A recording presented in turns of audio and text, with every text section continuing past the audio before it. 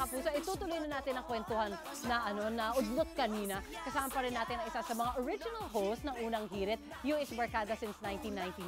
Let's welcome back Miriam Kiambao. Hello! I'm back! Forte mo na talaga yung kumakaway ng pangganat, pang beauty queen talaga eh.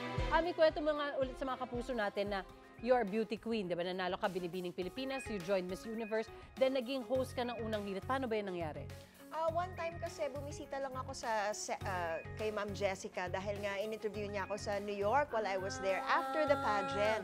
And when I sat there, nangamusta lang ako, in-offer na nila ako ng morning show kasi nga magre-reformat yung morning show at the time. Yes. And syempre, exciting din naman yung opportunity na yon. So tinanggap ko na, syempre. Oh my God, really? Thank you for the opportunity po. At syempre naging mahaba din yung career mo after that, no? Not just Unang Hirit, but you went on to parang host other shows as well. Yes, after my year in Unang Hirit, I had Extra Extra, and correct. then idol ko si Cap Sitcom. Ay, oo. And then na-reformat yung Extra Extra sa Extra Challenge. Correct. I had other movies and teleseries as well. Ang saya din naman naging journey mo dyan sa show business. Yes. Ano yung mga di mo makakalimutang memories sa Unang Hirit? Pinag-usapan namin to kanina. Hirap kami makaisip. ang talagang napaka-special memory sa akin ay yung kwentuhan natin in between takes. Yes, Di ba? Pag may yes. gap commercial, Yes. tapos magkakwentuhan. Correct. Tapos pagdating ng gap, okay, tuloy ulit. Back to work. Back to work. Tapos after nun, ituloy ang kwentuhan. Di ba? Yun ang pinaka-memorable sa akin, Totoo yung mga naman, bondings totoo natin naman. in between. Ako, ang memorable sa akin, hindi na alam to ng mga producer Ano? namin. Hindi nalaman ko ang babalik ka dito at magigess ka today. So I remember, may sponsor ka na relo before. Tapos ganda-ganda ako. Tapos sabi ko, makakuha ka ba ng discount? Gusto ko rin bumili. Tapos sabi na, hindi ko alam kasi binibigay lang to sa akin. Anyway, after a few days, pagbukas ko ng makeup kit ko dito sa Unang Hirit, may relo sa loob. Oh my God! At syempre nakabox bago pa yun. At nasa akin pa rin itong relo na bigay mo sa akin. It's one of my favorite watches. It's for you. Oh!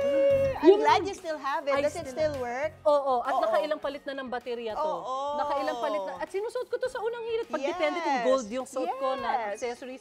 So I always remember you when I wear this watch. You're welcome. Thank you, I'm happy you still have it. Of course.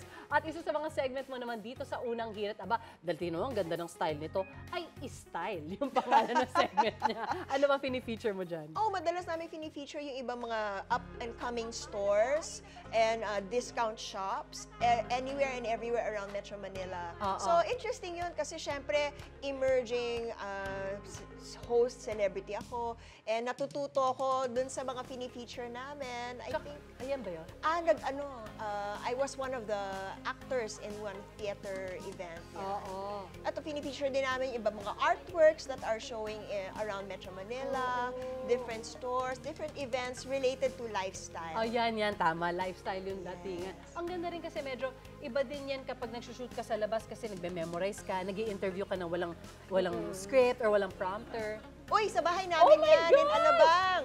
Yes. Feature niya yung bahay namin. Correct. Oh my gosh, ano pa nila to? Uy, nasa akin pa rin yung tribal shirt na yan. Very from Davao. precious yan sa'yo. I remember Yes. na nung feature natin. Wala na yung bahay na yan, binenta na namin, pero yung furniture nasa amin pa rin. Oh, syempre. Lalo na yung mga magagandang klase that last forever. I'm so glad you guys found it. Congratulations sa researcher na nakahanap nitong footage na to.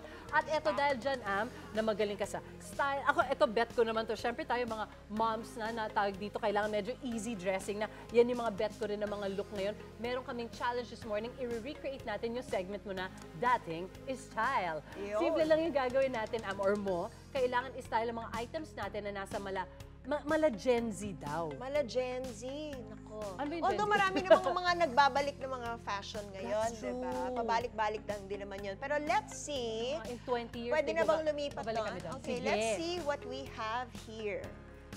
Kasi ang alam kong uso noon, yung mga Doc Martens. Correct. Di ba? Ano nga ba yung Gen Z? Gen X kasi kami. Gen Z, yung mga ano ngayon, yung mga panahon ngayon. Ilang taon ang Gen Z ngayon? Parang meron siyang ano 20 plus.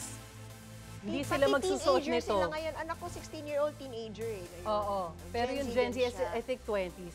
Hindi yata magsusuot yung Gen Z nito. Parang hindi. Pero ang Kami naalala magsusuot nito. Yan. Ang naalala ko noon is mga grunge, cargo pants, ganyan. Oo, yes, Pwede yes. na rin ang scarf. Ang scarf medyo may pagka-80s, pero carrying over naman yan ng 90s. Okay, so there are many things that we can do with scarves. My favorite thing to do here, which you can do kahit Gen Z ngayon, is to make it into a ponytail. Diba? Pwede. Ayan. After yung i-ponytail with your latigo, your elastic, diba? Pwede siyang nakaganyan. At saka nauso ngayon yung parang nagbo-bow sila ngayon. Yung nagre-ribbon sila. Yeah, so you pwede. can make this into a bow. So you just fold it up like that. And then, you can make a bow on top, or a knot on top. And then make this into your headband. Yan, sa tingin ko very Gen Z yan ngayon kasi it makes you look young, diba? Ngayon, kung napunta ka naman sa Baguio or sa malamig na country, you can use it as a scarf. So I will just demonstrate some things that we can do here on the mannequin. Pwede rin sarong pag nasa Boracay ka naman, di ba? Pwede mo siyang gawing pabalik pa uli-uli doon. Yeah, alam mo, usong-uso noong 80s ngayon is to make this into a belt. You just thread it through your loophole. Tama, naalala ko yung ginagawang belt. Yes. Through your jeans loopholes. Actually, mahilig ako sa Belt scarf. holes. Kaya lang tuwing nandito ako naka-scarf, tatawagin nila akong flight attendant, which I don't mind. Pero hindi naka-let go yung mga tao na pag naka-kerchief ka, kayo parang flight attendant. Ako naman, bet na bet ko tong hat na to kasi bumagay siya dito sa parang nakabili ng resort na outfit ko. manager Baka pala. kasi pag nagsusuot ka ng scarf, ganito ka magsuot. Medyo kerchief kasi, lang. ganyan. Parang kerchief na ganyan. Alright. Tapos of course, we've got a jacket na malamig ang panahon ngayon. So, useful. Pero ang ngayon is medyo crop talaga sila no? Oo, crop sila ngayon. Ito, tapos meron pa siyang bell sleeves ngayon. What I like to do about my sleeves is to just fold it like that. Pero wala kang arms. So walang sorry, arms. Imagine niyo na lang.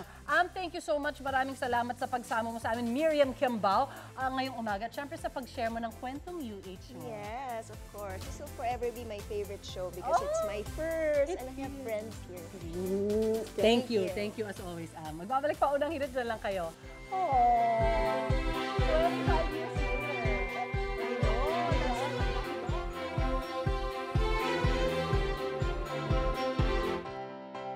Umarangkada na ang 27th French Film Festival ng Embassy of France to the Philippines in partnership with SM Supermalls at SM Cinema na may temang feminist. Layunin nitong mas mabigyan ng pagkakataon ang ilang French at Filipina filmmakers na maipalabas ang kanilang mga pelikula na sumasalamin sa mga kababaihan at French culture. Mapapanood ng libre ang 14 French feature films hanggang Biyernes, November 29 sa SM Aura Premiere at SM City North EDSA.